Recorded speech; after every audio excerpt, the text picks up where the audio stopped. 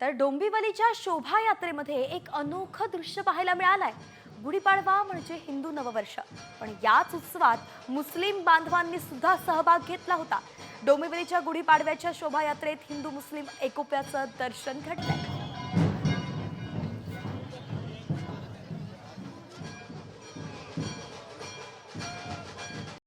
Comscore नुसार आता isakal.com आहे देशातील नंबर 1 ची मराठी न्यूज वेबसाईट।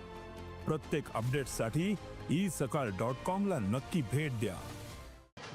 याचा आढावा घेतलाय आमचे प्रतिनिधी भारत मोहोळकर यांनी। पाहूयात।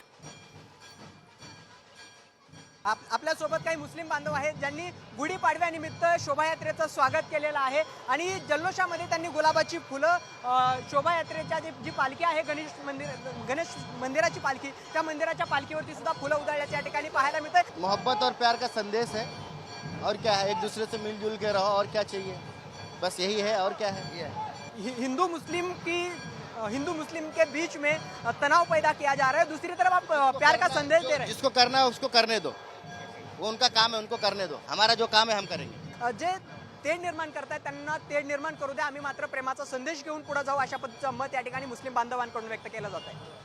रोहित शिगवानसह भरत मोहोळकर, साम टीव्ही, डोंबिवली।